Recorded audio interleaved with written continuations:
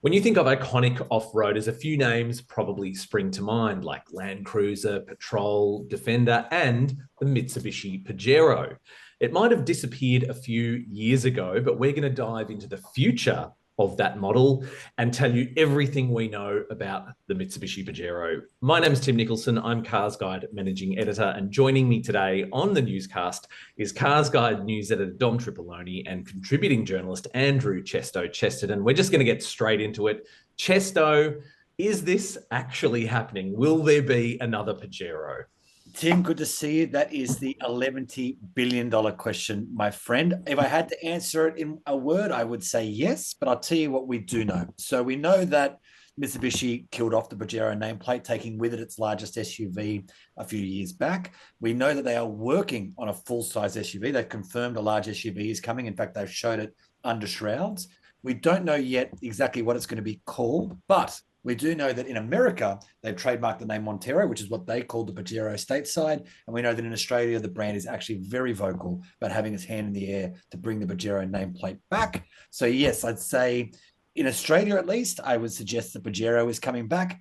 One very clear reason, brands have been making hay while the full-size SUV sun has been shining over the last few years. LC300s, Lexus LXs and GXs, you name it.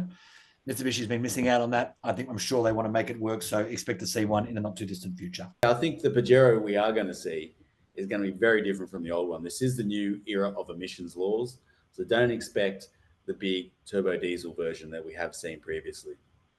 Or even a diesel. Exactly. Ooh, diesel is a very dirty word these days. This is true. Well, that's a really good point. But the other thing is, they've already got a big, fairly capable off-roader in their lineup. So how's that going to work, Chesto, when it comes to Mitsubishi trying to sell another big, possibly seven-seater off-roader? Yeah, so look, it will be, I'll tell you a little bit of background on what happens with these things always, right? Someone gets a sniff of something coming or a brand reveals something under a black sheet or whatever, and then little spot fires start burning around the globe as someone hears something from Mitsubishi in the US and someone in Japan gets a steer somewhere else. And you start putting all those little pieces together and you can pretty much make the puzzle fit. So based on all of those things, what we're starting to learn is that it will be a 7-seat large SUV. It will be a little bit different to the Nissan Patrol and the LC300 in the sense that it'll be more car-like. It'll ride on what's known as a monocoque platform rather than that more sort of off-road ready ladder frame setup that underpins the Toyota LC300. And it'll be a plug-in hybrid. So it won't be, in that sense, it actually won't be millions of miles apart from the Outlander PHEV that we know and love today, but it will be a bigger version of it. That's the mail at the moment. Is there any talk of this sharing a platform with any of those existing Mitsubishi vehicles at the moment? So yeah, I'll jump in quickly. So the idea was that we always thought like, okay, well, they've got this alliance with Nissan. Nissan's spending a fortune bringing out a new Patrol, which we know is coming. It would stand to reason, right, that the Pajero would borrow bits from the Patrol to lower their development costs. But what we don't know, and that very well may still happen. No one's completely ruling that out yet. But the mail at the moment is it'll basically be on a very similar platform to the Outlander PHEV, and in fact share its plug-in hybrid powertrain, which I think Dom has some details on just what to expect from that. Yeah, that's right. So the early mail is that it is going to have that same plug-in hybrid setup from the Outlander, but the beauty with electric motors is you can uprate them pretty quickly. So it's going to have more grunt. They're looking at just under 300 kilowatts, I think, is what the early mail is saying about that, which is substantial for a large SUV like that. But no word on torque or anything, so we don't know how it's going to tow. There's a whole lot of things, a lot of question marks still out there. But obviously, they're going for a different market than the LandCruiser and the Patrol. So they're looking for that point of difference where maybe you don't need to tow as much. It's more of like a leisure vehicle where you're going on longer drives into campsites rather than towing your big horse float out the back.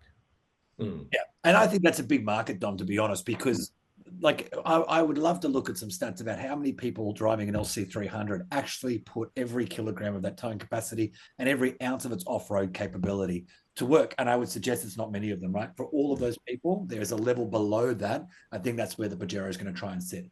Excuse me. Yeah. It's interesting. So no diesel, looking at plug-in hybrid. And let me ask you both this. How do we think that the punters who have loved this nameplate for, well, I think it was the early 80s, the Pajero name first surfaced. And it is known as being a rough and tumble off-roader in this country, particularly. How do you think, Dom, people are going to respond to that if it's not as, rough and ready and off-road capable as what we've seen in the past?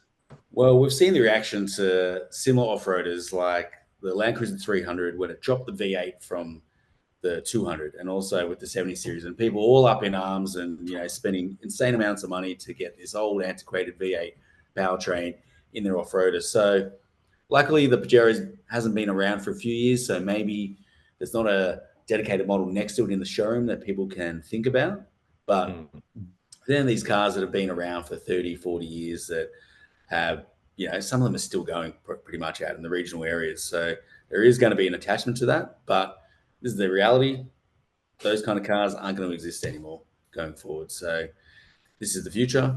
Plug-in hybrids, as long as it's still capable and rugged off-road, I don't think people are going to mind too much. Yeah, and I actually think plug-in hybrids are the perfect foil to diesel, to be honest, because it allows you to sort of replicate some of that deep torque and capability by pairing the electric motor with a smaller petrol engine. If you'd asked that question a couple of years ago, Tim, I would have said, oh, yeah, look, plug-in hybrids are a bit of a tough sell. But the reality is they're not at the moment. I wrote a story about this not so long ago, but this year alone, sales are up almost 130% over the first 6 months of this year to the first 6 months of 2023. I think a combination of things like the government talking about new emission standards, petrol prices and diesel prices being higher than they ever have been before is really giving plug-in hybrids their time in the sun. And so it seems like Mitsubishi might be timing this perfectly. There could definitely be an appetite for a full-size plug-in hybrid vehicle that does everything you wanted to do and lowers your fuel bill. And that article you can read on carsguide.com.au. I love that site. It's great. Fantastic. It's interesting, though, because you look at something like the Land Rover Defender. So remember when the new one came out and that went monocoque and everyone was like, but it's now their top-selling model. So maybe it's not such a bad thing. Yeah, I mean, God, you only need to look back at LC200 versus LC300 or Prado versus Prado to see that people are absolutely bonkers about keeping things the way that they were. And then they experience the new model and go, oh, this drives actually like a vehicle that was built this century. I think I prefer it. And it's, it's all endlessly predictable, but usually people tend to come around. Yeah. There's also the Outlander PHEV. They've done stuff, not Dakar, but something like that. They've done some like quite hardcore off-roading stuff with the Outlander PHEV in the first generation and possibly even the new generation as well. So there's definitely capability. But Dom, I think there's still that thing in people's brains that it's like, oh, is it really going to be able to, be a weekend adventure as well? Well, that's the thing. I mean, when you've got that 40 years of history to it, where it's effectively unbreakable is how they pitch it. It can go anywhere. It's got this big diesel motor that's going to be unbreakable, and it's going to take you to Broken Hill and back on a single tank. But plug-in hybrids, they are the future, and they have some amazing stats around them. Like the next gen ones are claiming 2,000 kilometers on a single tank. Like that is, in regional areas where petrol stations are far and few between, that is liquid gold. Yeah. And even like the BYD Shark, I think is claiming in excess of 1,000 kilometers in driving range. I mean, I just have never really seen the downside. And if you look overseas, like if you look at Prado as a prime example, our Prado is kicking around with a 2.8 liter turbo diesel. Overseas, they've got a petrol hybrid. Now, I know that's not plug-in, but they seem pretty accepting of that as a way to deliver more power and use less fuel. So yeah, I don't see why Pajero can't do the same. Makes sense. Mitsubishi have been experts in this technology for a long time, so it's kind of a bit of a no-brainer for them to do this, especially with the efficiency standards in Australia. It's kind of essential at this point. It actually takes you back to the Prius a little bit. I know the Prius is 20 years ago now, but I remember when the Prius first launched in Australia, everyone was just like, ugh, hybrids. No, I don't think so. Petrol was like 8 cents for 10 liters. It's like, oh, no, I'm not interested in this. This is dull as dishwater. And then slowly, they kept working on it, kept developing it, kept building it. And eventually the market came to them. The external circumstances changed and suddenly hybrids were super appealing. And as we know, Toyota pretty much only sells hybrid across a huge number of vehicles in their fleet now. I see that same thing happening with plug-in hybrid. When they first came, it was like, oh, it's not quite a hybrid, not quite an EV, and no one really came to the party. But again, that the market's starting to shift. I think we're all going to start coming into plug-in hybrids over the next couple of years. Yeah. That's true. And it's, I guess, though, with this huge shift for the nameplate, do you think it will still be seen as a rival, Dom, for things like the Patrol, or is it going to be something a little bit more smaller and possibly less capable? And I guess, how's it going to compete with the Pajero Sport in its own catalogue as well? Yeah, I think that's the thing. It has to separate itself from the Pajero Sport, which always kind of filled that hole left by the Pajero, right? It's a ladder on frame, tough off-roader. It's fairly affordable because it's based on the Triton. And so therefore there is a gap in that lineup for a really kind of almost luxury focused large SUV that can get you where you need to go. Doesn't, like I said, need to tow a 3.5 ton caravan because there's very select people out there that actually require that. And you can go buy a LandCruiser to do that. And most people do. And I think separating yourself with some of those big name cars like the Patrol and the LandCruiser are really going to probably suit the Pajero because it can own that market.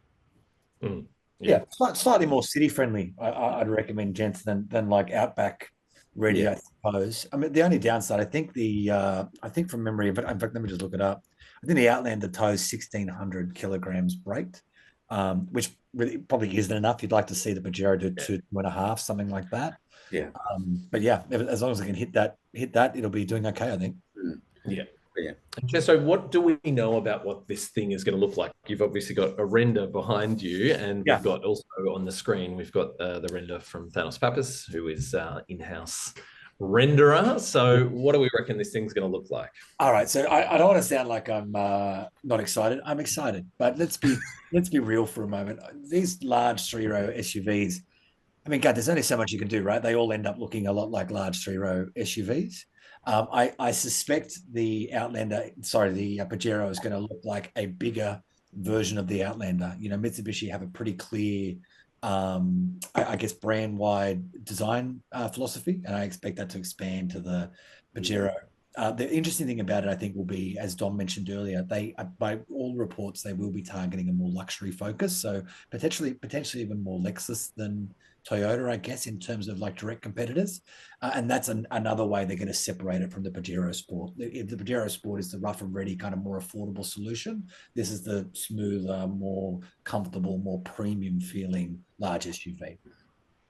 Nice. And so just with, for example, the thing that's behind me and even the iconic first generation ones, do you think, Dom, that there is any thought from Mitsubishi that maybe they should look to kind of do a bit of a retro design for this, kind of harking back to the original one and going that 80s vibe, or do you reckon they'll go full? Yeah. Oh, look, 80s retro vibe is always going to be a hit, I think, with a certain select buyers. But if they are going to make big changes to Pajero, it might be a better option to separate it a little bit from past designs. So you lose that kind of thinking of, it's got to be like the old one, if it looks like the old one. Yeah. And we've seen some shadowy, teaser images from Mitsubishi about future product. And there are some different elements to it, especially around the headlight treatment and things like that, which is where Thanos got a bit of his design direction from with that render. So it does look funky. It looks futuristic.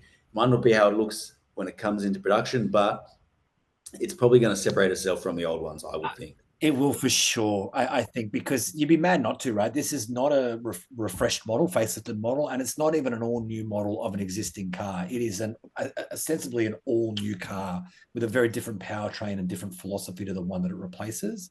So I think trying to make it look like the one it replaces or one of the older ones would be a fatal flaw, to be honest. They'll embrace the future. Nice.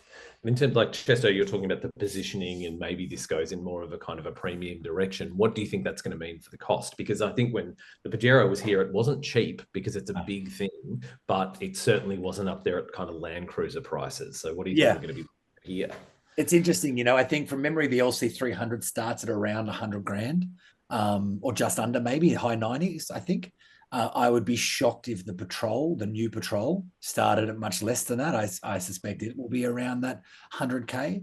And given one of those is a diesel and the other one will presumably be a twin turbo petrol, and this will be a turbo petrol with twin electric motors and a big electric battery, I really couldn't see it coming much under that 90, 95K starting price either. But again, this is a theory.